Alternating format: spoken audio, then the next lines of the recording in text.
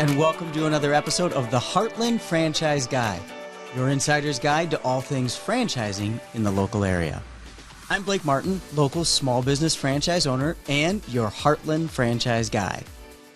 This is the place for advocacy, resources, and education on all things franchising and small business ownership in the local area. And it's a great place for entrepreneurs to stop by if they're just trying to learn more about the franchising industry. Speaking of learning about industries and learning about history, I'm recording this session at the end of June in 2022. And two things are on my mind because of this time of year and this moment in time. The first is we are living in a really strange time right now. I would even use the term tumultuous, right? So we're coming out of the pandemic period, so to speak, and all of the craziness that went with that, and just catching our breath from the subsequent surge in the demand for pretty much everything products and services since.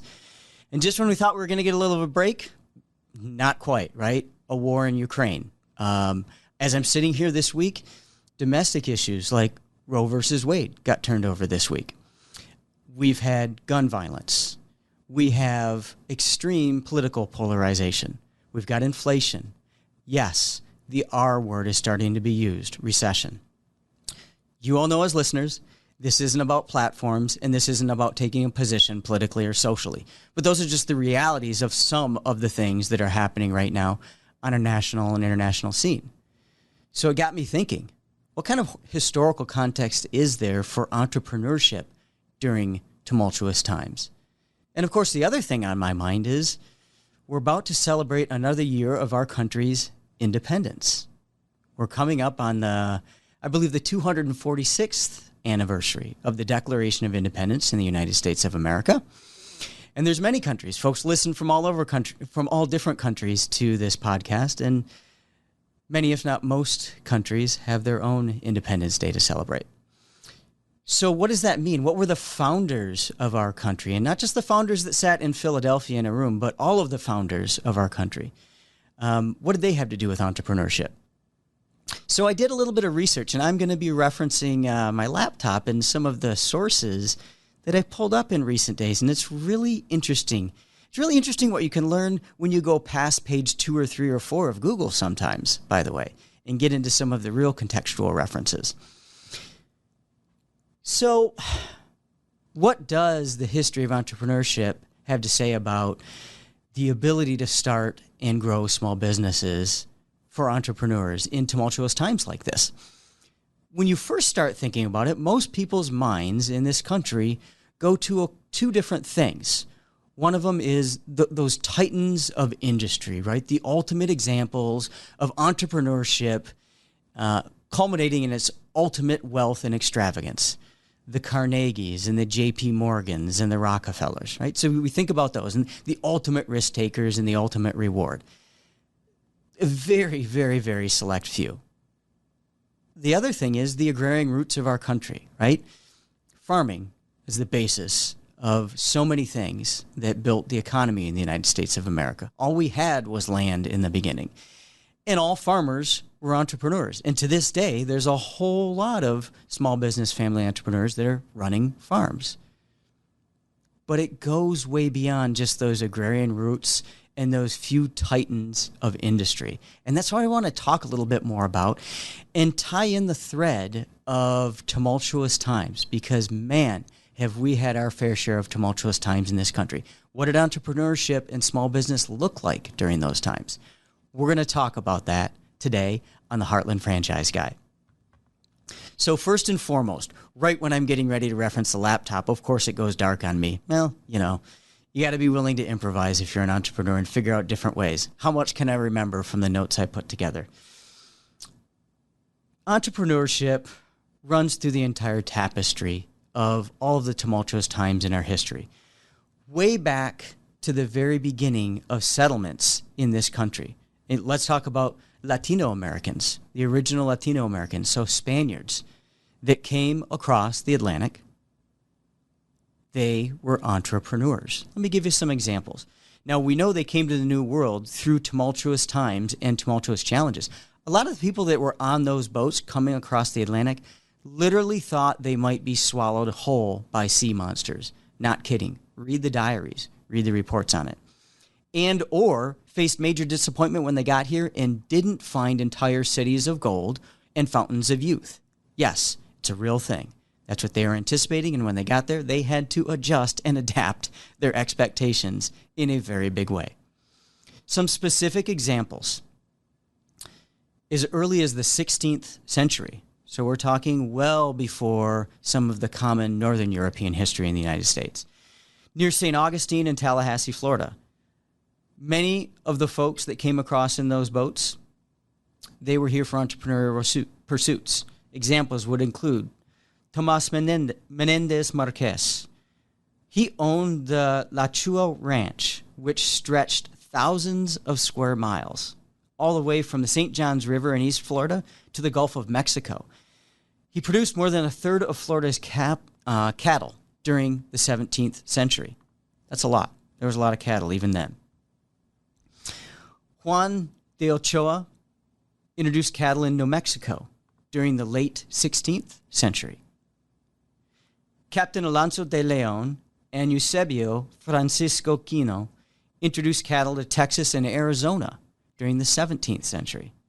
And Junipero Serra and Juan Bautista de Anza introduced cattle to California during the 18th century. It was the ultimate in an entrepreneurial pursuit, bringing a new species, a new way of farming to an entire new land, to an entire new country. Imagine the challenges that they faced. There were real challenges, like farms didn't exist, ranches didn't exist. They had no idea what to expect from the indigenous peoples who poached their cattle regularly. And there was no precedent for how to deal with that. They had to figure it out on their own. Speaking of figuring it out on their own, in June of 1606, King James I granted a charter to a group of London entrepreneurs. That's how it's written in the contextual history. The Virginia Company was that group of London entrepreneurs. And what they were chartered to do was establish a settlement in the Chesapeake region of North America. For you history geeks like me, you know where this is going. In December of that year, 104 settlers landed, and they founded the Jamestown Settlement. They had instructions to build a secure settlement, find gold, and seek a water route to the Pacific. Entrepreneurial pursuits, all of them. In 1607, they founded Jamestown. Did they deal with tumultuous times and challenges? Yeah. Dozens of them died on the boat before they even landed. Starvation, all kinds of challenges. They got here in May of 1607. Just in the month of August, 20% of the survivors died that month of starvation and other challenges like indigenous invasions. Or actually, I should say, indigenous taking retribution for invasions that the Europeans made on their land. If you read the text in a fair version, that's what you'll read. Fast forward a little bit. So that was the beginning of one of the most publicized Northern European settlements in the United States, Jamestown. The heirs of some of those original settlers, although those original settlers didn't feel like they had much success with their entrepreneurial pursuit, those that survived were just happy that they survived and got out of it with their own lives. But they had land. The heirs of those original survivors are some of the wealthiest landowners in the country. Arguably one of the most important settlements in the New England area because it created a precedent and opened the doors for more settlements, like a little place that turned into New York. Let's go forward 170 so years after Jamestown was settled. There are 56 signers of the Declaration of Independence and 39 signers of the United States Constitution.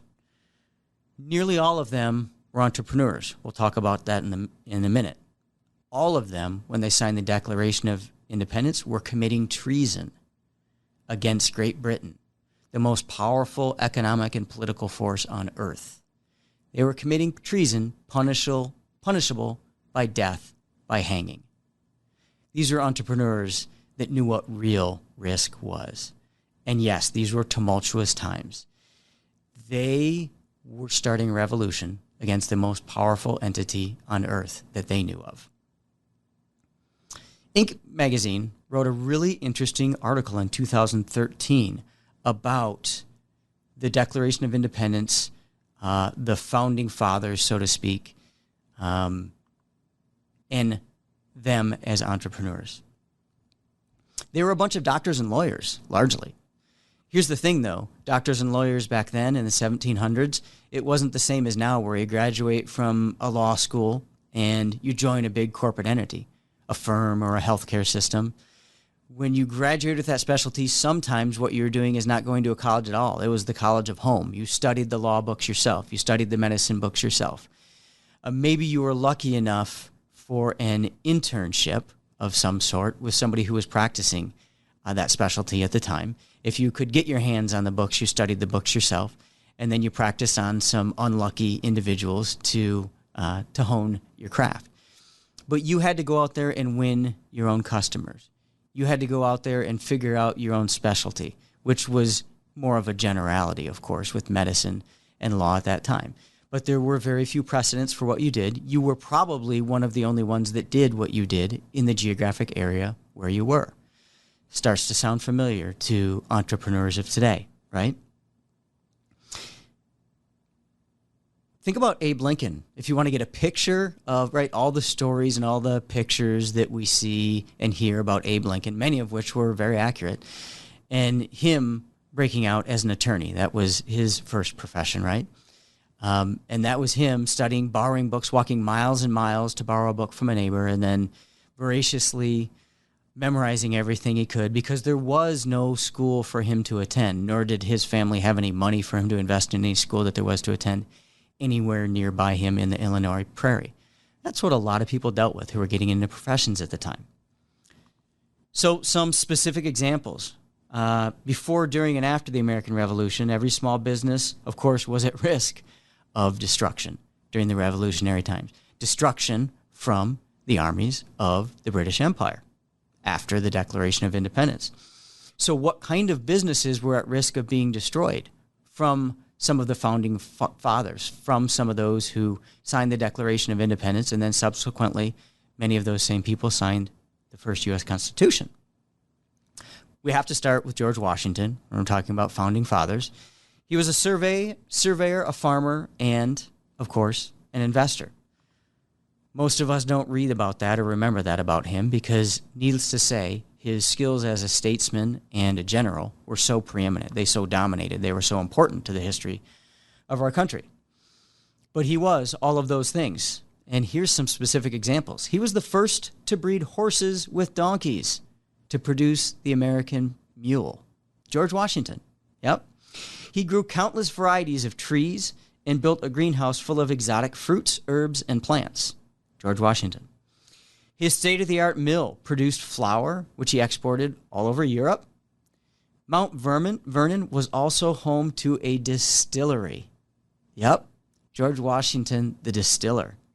Became one of the largest American whiskey producers of the era. Look it up. It is fascinating, especially if you have an interest in spirits. John Hancock, the biggest signature on the Declaration of Independence, he inherited and grew a mercantile fortune, actually from his uncle, and he grew it larger and larger. He was considered one of the wealthiest business owners in the 13 colonies at the time, and the wealthiest business owner in his colony. One of the things that actually enraged him and pushed him towards an active role in what became the Revolution was when the British seized his sloop, his mercantile sloop, in 1768 and charged him with smuggling. Well, there's some information out there that seems to indicate that he probably was a relatively successful smuggler, but also did a lot of legal trade, and the British took a lot of liberties with insisting that he was smuggling because they wanted to seize much of his merchandise to limit and tax, of course, the economy that was developing and becoming way too independent for their likeness in the area. in their colony. He became the president of the Second Constitutional Congress, of course, which should have been and could be an instructive word to any of those who are thinking about enraging a successful entrepreneur. It really upset him, and he had a lot to do with a whole lot of pain in the British Empire subsequently. Thomas Jefferson, a lawyer and a farmer, all well publicized, and we could talk about the moral weaknesses of Thomas Jefferson. He was an entrepreneur as well. Here's an interesting one that we don't hear as much about, but George Walton, from Georgia, by the way, part of the Continental Congress, one of the signers of the Declaration of Independence, he was a carpenter's apprentice whose boss, and I quote here, not only kept him closely at labor during the day, but refused him the privilege of a candle by which to read at night. Don't you just love the verbiage from the 17th century and 18th century?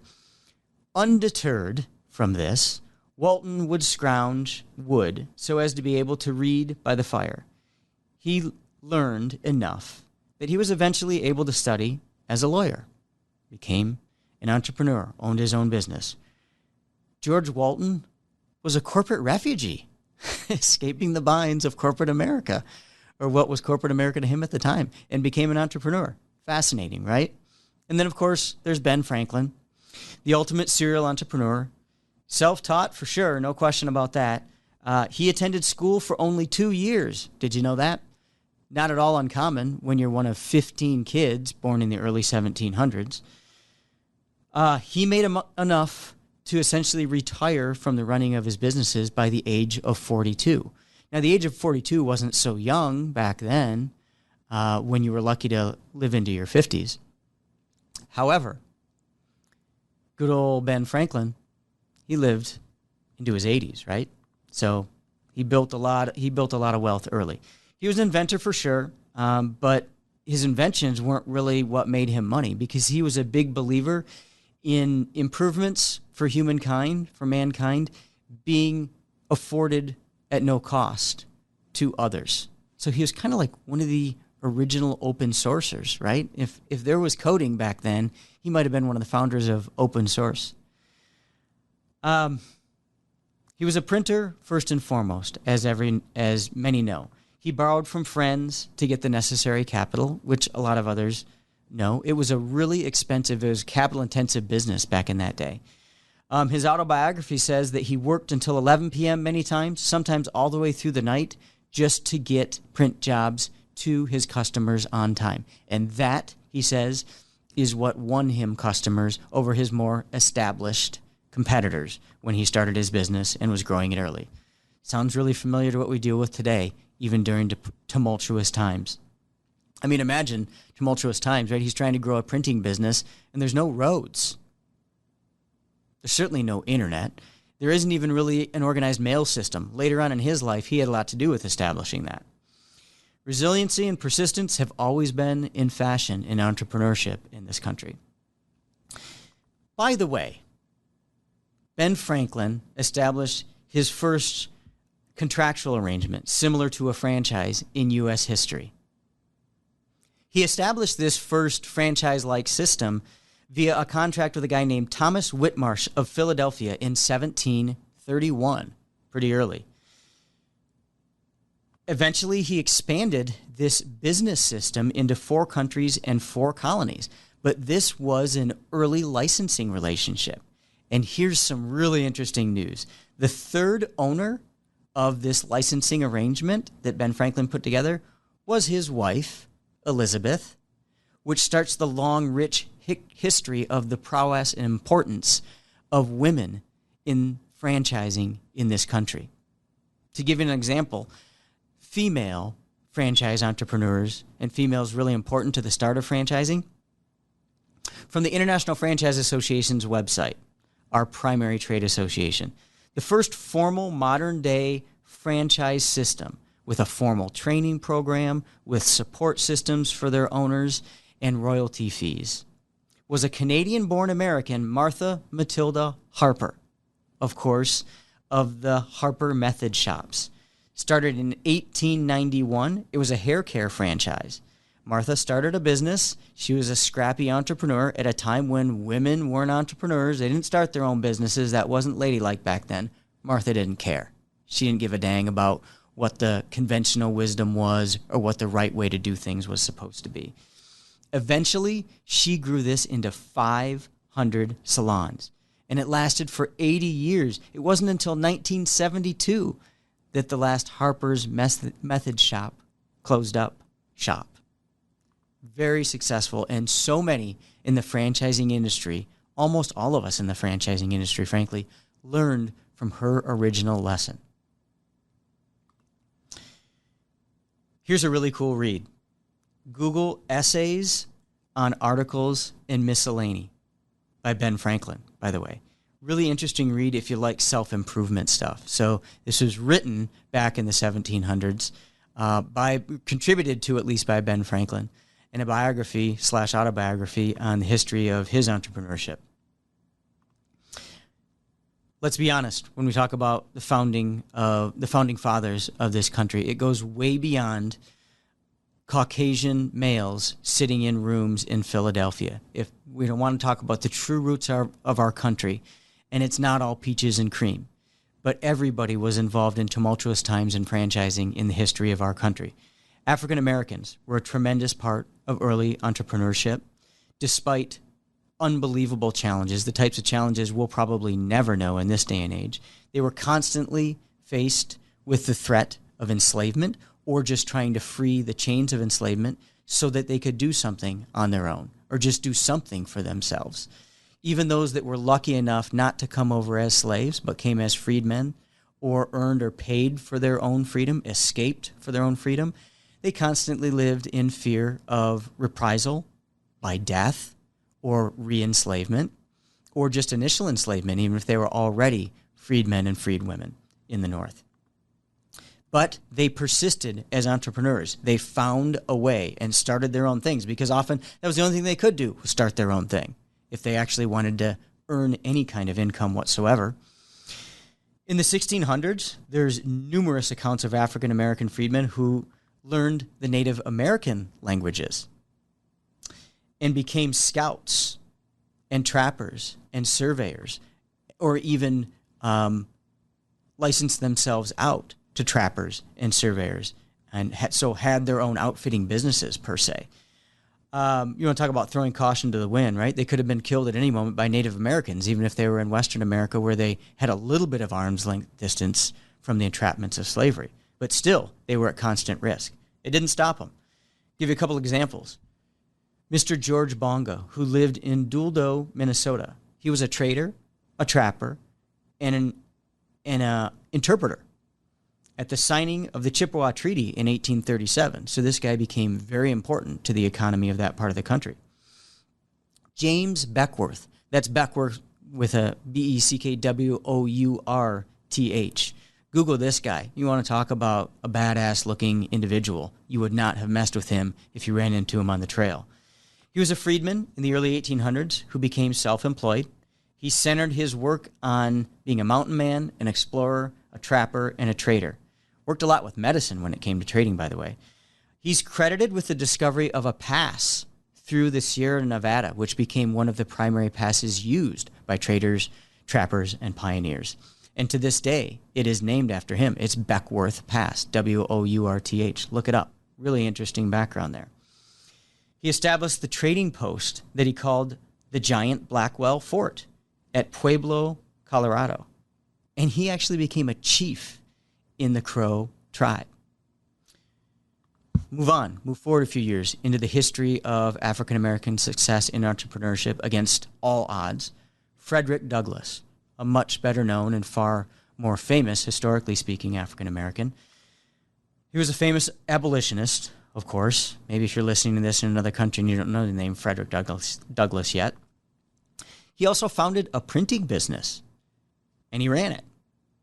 He ran a newspaper, and he invested in real estate.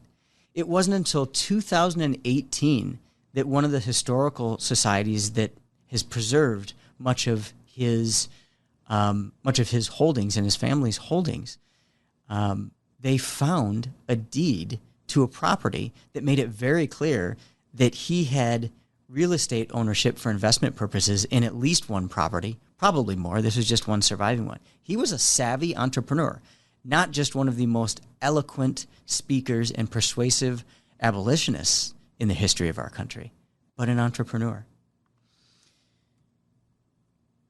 We often hear intimations about the American way, and the American way being get a safe job, be kind of a cog in the economy, right? Earn the reliable paycheck. There's nothing wrong at all about this.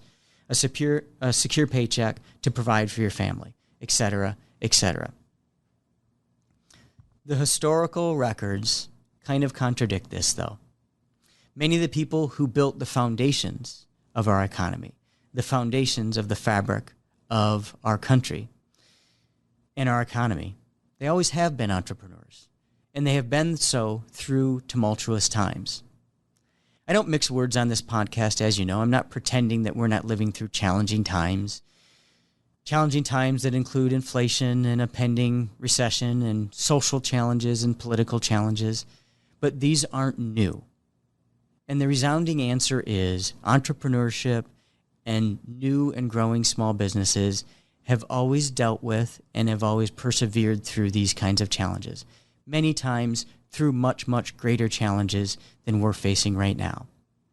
As it always has and as it always will, it requires resilience, optimism, and, of course, curiosity to learn more and do things in a different way. The ROC, R-O-C, of successful small business ownership.